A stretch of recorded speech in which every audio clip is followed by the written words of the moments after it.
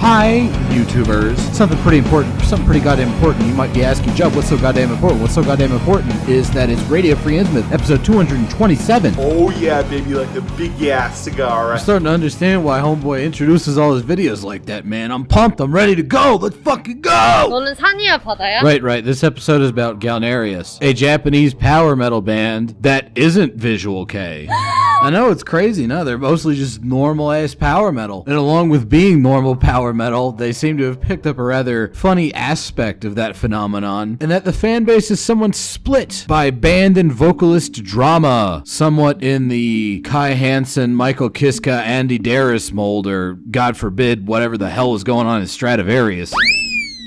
You know, for being a genre founded entirely upon the notion of dudes basically dressing up like chicks who are also ghosts or vampires or space aliens, Visual K seems to be relatively drama-free, at least compared to like more normal power metal stuff. They're nothing compared to these fags you got in San Francisco.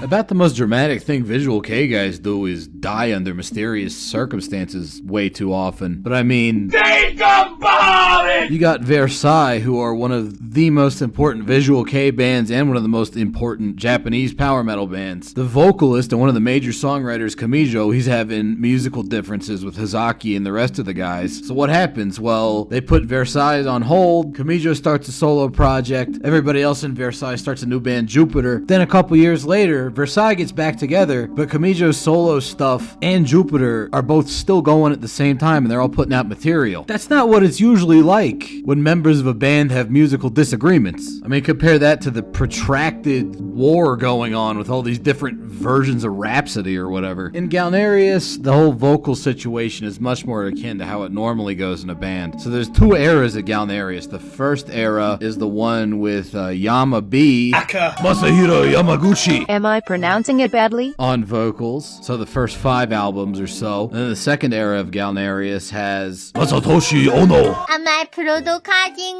나는 on vocals, so the next 10 albums. And from what I've seen, fans of one vocalist to the other tend to have some pretty heated disagreements over which one they prefer, and that tends to color a lot of the discourse around this band. But I'm a genetic freak, and I'm not normal! My take on Galnarius isn't really informed by that as much. I'm not gonna say it's a hot take, but it's a much different take than anything else I've seen from other people talking about this band. And I'm wondering if it's just because it's mostly power metal people talking about this band, and I was more of like a death metal guy. But for me, both vocalists, 야 날씨 날 완전 제대로 잡았어. is that a word? 오야 진짜. Both vocalists are perfectly fine. There's something else going on here.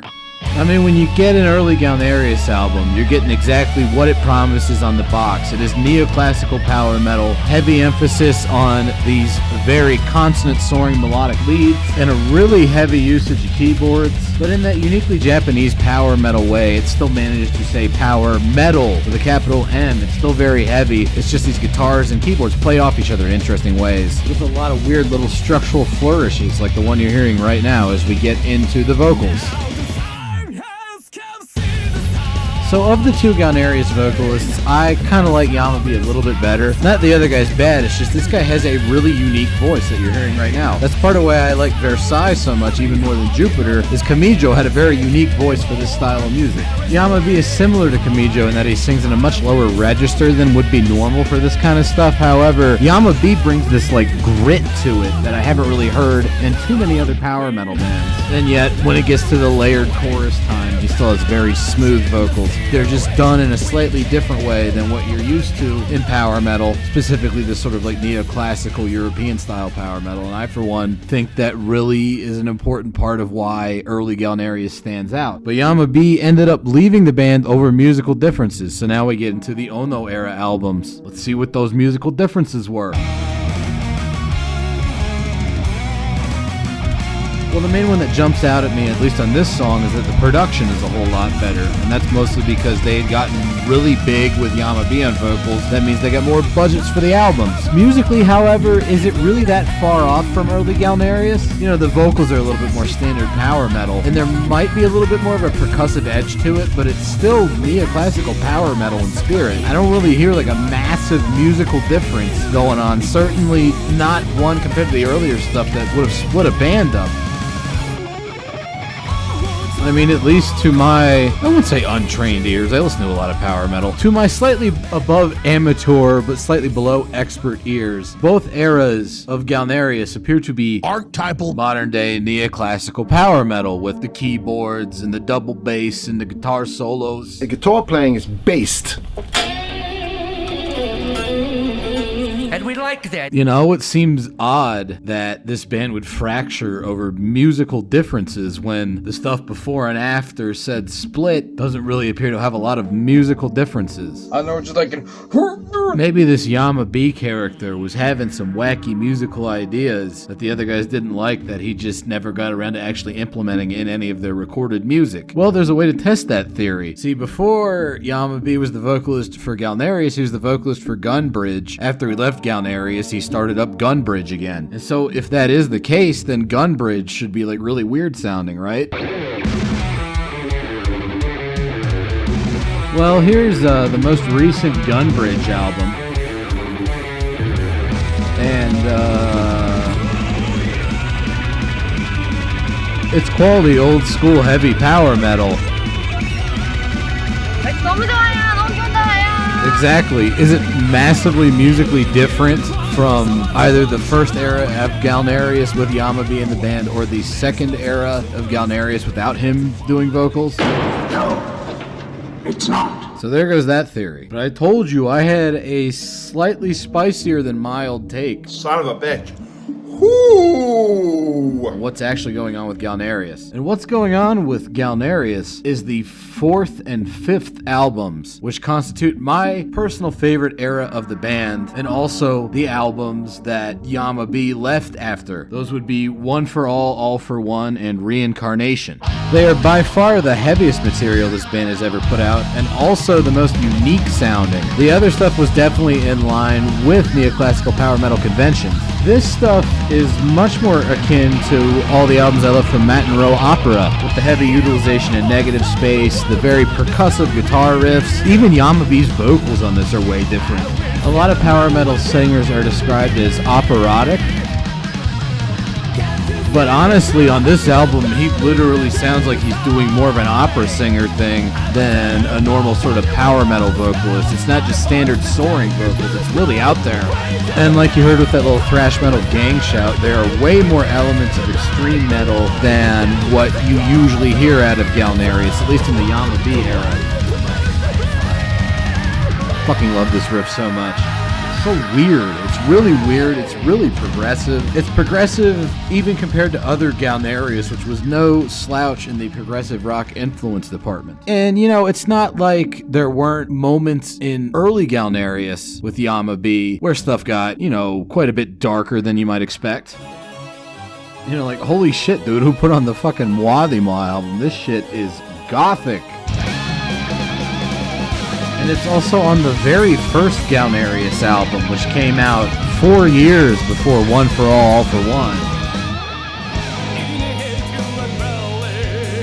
That's not bad. Leaning heavily on that melancholic atmosphere. So it's not just the fact that One for All for One, and Reincarnation were like way darker than the Yama-B era of Galnarius. They've always had a certain amount of darkness to them. Similarly, one of the things that really stuck out for me with One for All for One was how percussive and hard-hitting and yet simultaneously progressive and complex it was. But that element was not only always part of Galnarius back during the Yama-B era, it's something that definitely continues on into the modern era, particularly on albums like Under the Banner of Courage, which feature a whole lot of like this really cool bar chord heavy guitar work, not the sort of normal stuff you'd hear going on in power metal. And then there's also a lot of that really percussive, aggressive, extreme metal influenced stuff. And that kind of extremity blends very well with the neoclassical extremity of power metal, with all these like crazy scale runs and transitions.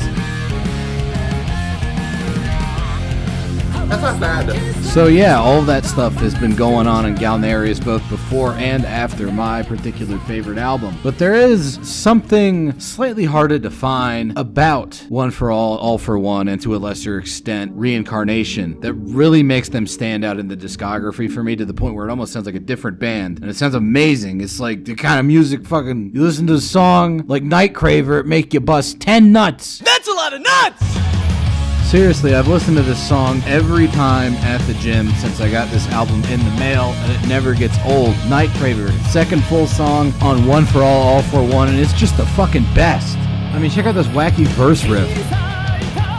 That's what I mean, utilization in negative space, this odd stop-start riff with Yama-B doing these vocals arcing over it, transitioning into this like electronic sparkly section. What a brilliant pre-chorus, building up into one of the best power metal choruses of all time. Check this out.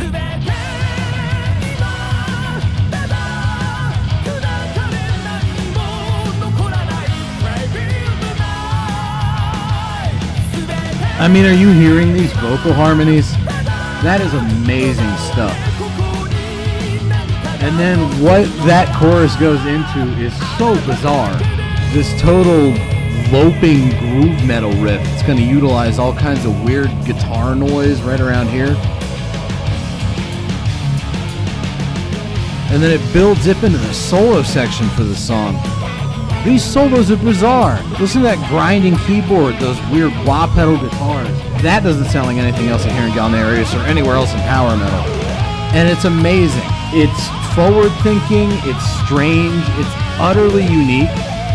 And it's why One For All For One is my favorite Galnarius album. It's kind of hard to determine where all this shit is coming from, but I think the best way to describe this kind of stuff is that it's the closest they ever get to being a Visual K band. Now, obviously, these guys don't dress up like a Visual K band, but they're writing music like a Visual K band. Just utter disregard for genres, but not for the sake of, hey, look at all this weird stuff we can do. It's more like they'll pull stuff from all these different kinds of music in order to tell a story with their song. Like these parts that they're pulling in, it's not just a gotcha. It's like you can't imagine the song being written any other way. Reincarnation, the album after this one, the one that, you know, basically bifurcated the band and made Yama-B left, goes even further in that direction. Like, it's got the stop-start riffs and all that, but then watch where this ends up going. It goes all fucking, you know, like 1950s doo-wop. Listen to that piano. But then there's these weird percussive angular riffs going on over it. And it's not like incorporating these elements is cheapening power metal in the way that a lot of this shoegazy black metal just kind of incorporates all the shoegaze and ends up cheapening the black metal. Like, think back to early 90s Norway when you had bands as wildly diverse as Darkthrone and Enslaved with all these different sounds going on. Isn't that kind of stuff like way more different from each other than a lot of these bands nowadays playing black metal that are trying to be different but all end up sounding the same and just kind of generic and cheap? I think maybe to do this kind of weird genre fuckery, you have to be kind of a crazy dude. You know, you gotta be a wacky Japanese guy dressing up all funky. Or in the case of black metal, you gotta be one of these crazy rack type people. The Visual K rack axis crossover of making music that's utterly unique because they're both in their way, they're their own way, they're kind of crazy people. I don't know, maybe I'm thinking about this shit too much.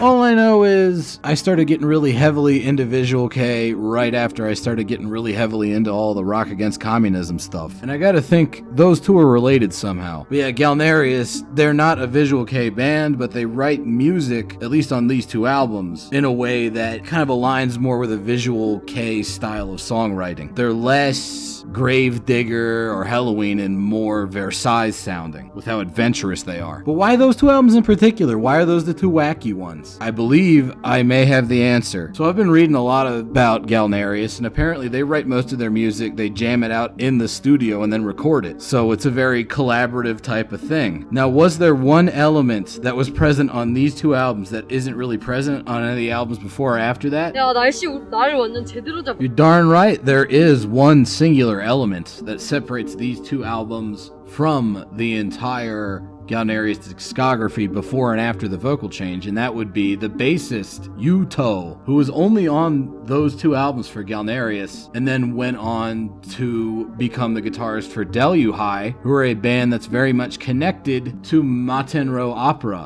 Unlike Galnarius, these guys are unequivocally a Visual K band. They all dress like weirdos.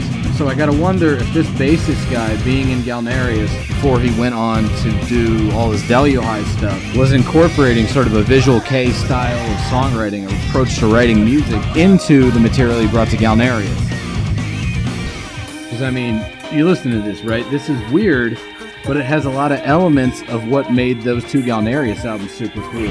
The genre mashing, the odd style changes that, in terms of songwriting smoothness and consistency, aren't actually that odd, because they feel like they all fit, even though they're strange.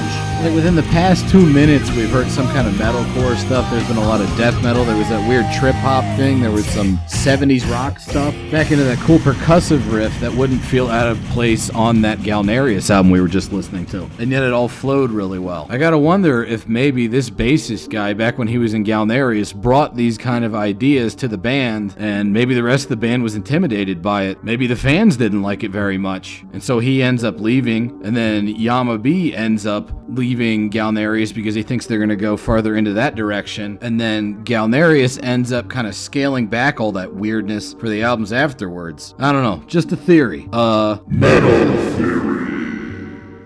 Ow! 그러니까 엄마 아빠가 그거를 해주면 이게 하드렌즈니까. Alright, sorry, that was pretty dumb. But there is an interesting development going on with Galnarius right now. It seems to me that they might be re-examining the material of these, their two most controversial albums. Because on the most recent Galnarius full-length, they actually covered a song from each of those full-lengths. But more importantly than that, the newer Galnarius material, the new studio material on that same album, the new songs they wrote, seems to me they might be going back into sicko mode, might be going back to that really odd, dark songwriting style, the two albums I love so much. Let's check this riff out. That is not a standard power metal double bass beat. That's a death metal blast beat, and this almost sounds like a Crypticus riff, those Spooky Circus keyboards.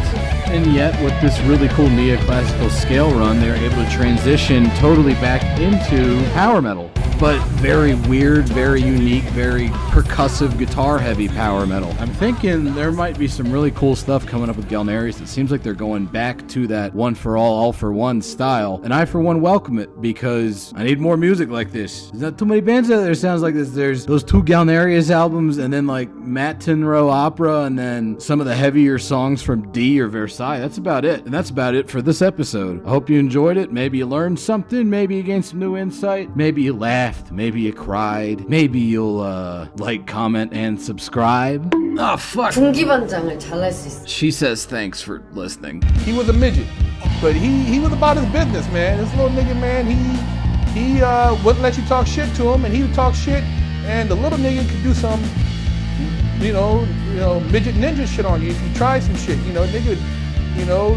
come up from underneath the table and stick your motherfucking ass.